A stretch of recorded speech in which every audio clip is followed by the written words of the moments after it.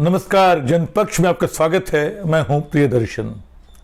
दोस्तों, पिछले दिनों राम मंदिर के ध्वजारोहण पर प्रधानमंत्री के वक्तव्य को देखते हुए मैंने कहा था कि वो इतिहास के साथ तोड़ने मरोड़ने का काम कर रहे हैं। इतिहास को, वे स्मृतियों को विस्थापित बेदखल करने का काम कर रहे हैं।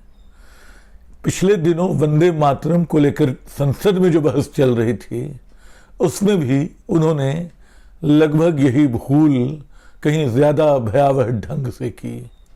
ये एक तो इस पे सवाल उठ रहे हैं कि अचानक, ठीक है 150 साल हुए थे वंदे मातरम के, लेकिन उसको लेकर संसद में चर्चा की आवश्यकता क्यों थी। और कहा जा रहा है कि इसके पीछे चुनाव जो बंगाल में होने वाले हैं, तो बंगाली जन को जोड़ने की मंशा थी, उनको प्रभावित करने का इरादा था। लेकिन प्रधानमंत्री ने जो कहा कि ये जो वंदे मातरम का विभाजन है, वो देश के विभाजन की बुनियाद उससे पड़ी, ये बड़ा डरावना है। क्योंकि अचानक आप एक बड़े इतिहास को पलट देते हैं, आप उस तथ्य को भूल जाते हैं जो बताता है कि वंदे मातरम क्यों एक बड़ा गीत बना, कैसे इतिहास ने, समय ने उसको भारत के राष्ट्रगीत का ऐसा दर्जा दे दिया जो उससे छीना नहीं जा सकता है। ये सच्चाई है कि जिस वंदे मातरम के 150 साल पूरे हुए, वो 6 या 8 स्टेंजा का गीत नहीं था, या वो शुरू के 2 स्टेंजा का ही गीत था जो 1875 में लिखा गया था। तब जाके 150 साल उसके पूरे हो रहे हैं। जिस गीत पे प्रधानमंत्री और उनके पार्टी भाव विभोर हो रहे हैं, उनको हटाने को भारत विभाजन से जोड़ रहे हैं, वो गीत असल में उसके करीब 10 साल बाद रचा गया था। और उस हिस्से को एक उपन्यास की ज़रूरतों के हिसाब से रचा गया था। दुर्भाग्य से बंकिम चंद्र चटर्जी का उपन्यास आनंद मठ मुस्लिम विरोधी उपन्यास है। ये हर पढ़ने लिखने वाले को मालूम है जिसने बंकिम को पढ़ा है।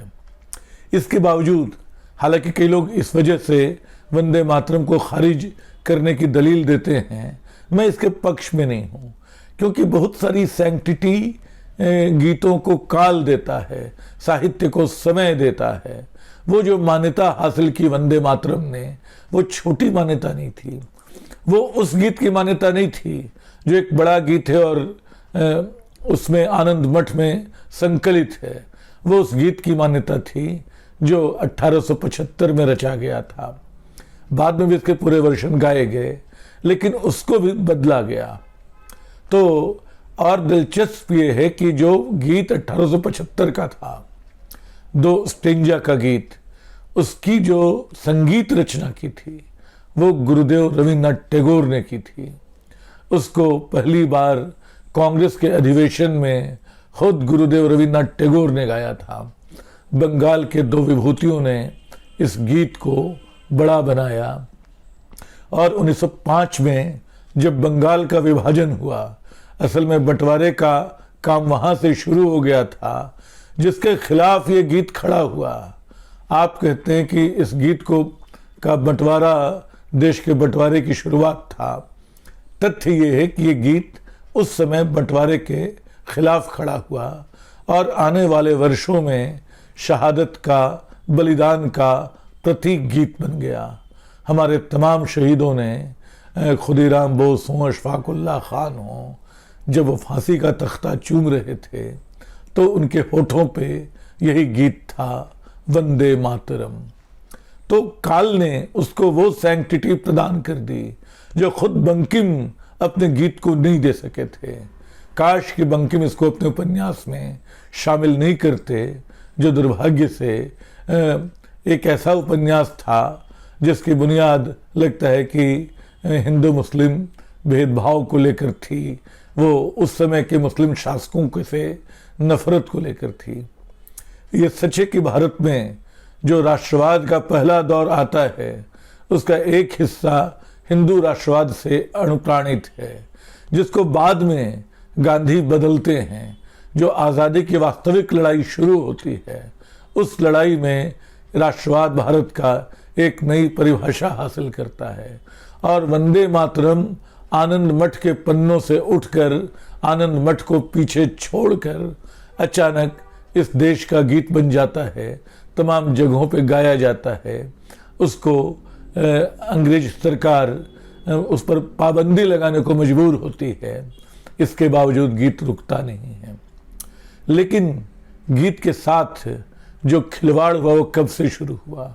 ये सच है कि मुस्लिम लीग ने उसका विरोध किया, लेकिन मुस्लिम लीग को उस समय सबसे ज़्यादा सहयोग कहाँ से मिला, सबसे ज़्यादा ताकत कहाँ से मिली? हिंदू महासभा से मिलती थी। हिंदू महासभा ने यह आधिकारिक तथ्य है कि प्रांतों में मुस्लिम लीग के साथ सरकार बनाई।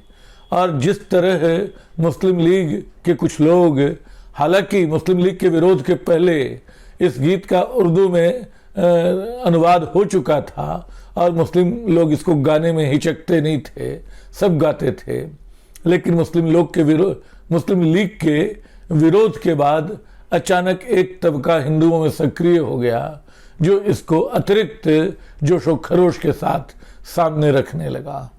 और 30 के दशक के उत्तरार्ध में ऐसा भी समय आया जब देश के भीतर जो हिंदू मुस्लिम दंगे कई हुए, उनमें एक तरफ अल्लाह अकबर और हर हर महादेव के बीच दुर्भाग्य से वंदे मातरम भी बीच बीच में सुना गया। यानी हिंदू महासभाइयों ने और उनके वैचारिक संगीत साथियों ने वंदे मातरम का सांप्रदायिकीकरण करने में कोई कोताही नहीं की। यही वो समय है जब कांग्रेस और दूसरे नेता इस पे विचार करते हैं, इस गीत का क्या किया जाए। इसको रविन्द्रनाथ टैगोर के पास भेजा जाता है और उनकी उचित सलाह है कि जो मूल गीत है उसको हम राष्ट्रगीत का दर्जा दें। आखिर आज़ादी की लड़ाई का वो बड़ा गीत रहा है। और वहाँ से और जिस कमेटी में बात आती है उसमें नेहरू के अलावा सुभाष चंद्र बोस भी हैं। आप देखिए कि प्रधानमंत्री मोदी, अमित शाह किन किन लोगों को विभाजन से लपेट रहे हैं, किन किन लोगों को जो असली गुनहगार हैं, भारत के हृदय को तोड़ने वाले, जो आज भी भारत की बहुसांस्कृतिक परंपरा को तोड़ने में कोई हिचक नहीं दिखाते हैं, वो अचानक वंदे मातरम को सवालों के घेरे में ले आ रहे हैं। याद कर सकते हैं कि यही वो लोग हैं जिन्होंने जनगण मन पे भी सवाल खड़े किए थे, कहा कि ये तो जॉर्ज पंचम की अभ्यर्थना में लिखा गया गीत है। ये वो लोग हैं जिनको न जनगण मन मंजूर था, न तिरंगा मंजूर था, जो बरसों तक आज़ादी की लड़ाई में हिस्सा लेने की बात छोड़ दीजिए। श्यामा प्रसाद मुखर्जी भारत छोड़ो आंदोलन की मुखालफत करते थे। वो कहते थे कि भारत छोड़ो आंदोलन से जुड़े लोगों को सख्त सजा दी जाए, तो उसको तो छोड़ दीजिए, लेकिन इस गीत को जो वंदे मातरम था उसके सांप्रदायिकीकरण की कोशिश को सबसे ज़्यादा जिन लोगों ने बढ़ावा दिया वो अब बात कर रहे हैं कि वो गीत विभाजन का आधार बना, उस गीत को बांटना। तो मैं ये बता रहा था कि जिन लोगों ने तिरंगा फहराना मंजूर नहीं किया बरसों तक, जिनको वो अशुभ लगता था, जिनको जनगण मन स्वीकार्य नहीं था, जो बताते थे कि जॉर्ज पंचम का लिखा हुआ गीत है, अचानक वो अपने राजनीतिक फायदे के लिए वो इस उम्मीद में कि बंगाल की जनता खुश होगी, बंगाल के लोग खुश होंगे, वो बंकिम चंद्र चटर्जी के इस गीत को संसद में चर्चा के लिए, बहस के लिए ले आते हैं, जबकि बहुत सारी वास्तविक समस्याएं बची हुई हैं। खैर, मैं इस राजनीति पे भी नहीं जाऊंगा। मैं उम्मीद करता हूं, इसमें एक बात और हुई, जब आप किसी संस्कृति से ठीक से परिचित नहीं होते हैं, जब आप लोगों से दूर खड़े होते हैं और एक नकली अपनापन दिखाते हैं, तो आप कैसी कैसी चूकें करते हैं। इसका उदाहरण प्रधानमंत्री का संसद में वक्तव्य के दौरान बंकिम चंद्र को बंकिम दा कहना था, बंकिम बाबू को बंकिम दा कहना था। टीएमसी इसको मुद्दा बना रही है। मेरा मानना है कि ठीक है, इसको बहुत मुद्दा बनाने की ज़रूरत नहीं है। लेकिन इससे ये पता चलता है कि जो एक बड़ी राष्ट्रीय विभूति है, जो आपके दादा परदादा पुरखे कुछ भी हो सकते हैं, उनको आप बड़ा भाई बनाने की कोशिश करते हैं, इस तरह कोशिश करते हैं कि वो लगे कि आपके साथ हैं, जो वो नहीं है। तो वंदे मातरम की जो पूरी राजनीति वंदे मातरम के नाम पे हो रही है, वो वंदे मातरम को भी छोटा कर रही है, वो भारत के राष्ट्रीय आंदोलन को भी सवालों से घेर रही है, वो एक बड़ा संकट पैदा कर रही है जो एक के बाद एक झूठ के सिलसिले से बनाया जा रहा है। तो दोस्तों, इस संकट से उबरने का सबसे सही तरीका ये है कि आप इतिहास का थोड़ा सा अध्ययन करें, उस इतिहास को जिसको लगातार भुलाने बदलने की कोशिश की जा रही है, उसको पढ़ना इसलिए ज़रूरी है कि इस देश की आत्मा उसी इतिहास में बसती है। ये नकली इतिहास, ये नकली देश प्रेम, ये नकली वंदे मातरम प्रेम, ये नहीं चलेगा। वंदे मातरम की तर्ज पे वंदे भारत के नाम से ट्रेनें चलाई जा रही हैं और लोगों को पता तक नहीं है कि जो काम पहले एक स्टेशन मास्टर झंडी हिला के कर देता था, उसके लिए प्रधानमंत्री हर जगह उद्घाटन करने पहुंच रहे हैं। और ये आंकड़ा रेलवे से गुम है किस दौरान कितनी ट्रेनें बंद हो चुकी हैं। खैर, मैं इस विषयांतर में नहीं जाऊंगा। मैं चाहूँगा अगर आप अपने वर्तमान और भविष्य को सुरक्षित रखना चाहते हैं, अगर आप हिंदुस्तान की आत्मा को बचाए रखना चाहते हैं, तो इतिहास को ज़रूर पढ़ें और ध्यान से पढ़ें। उस इतिहास को नहीं जो व्हाट्सएप के जरिए फैलाया जा रहा है, क्योंकि संसद में भी हमने पाया कि एक गलत इतिहास प्रस्तुत किया जा रहा है।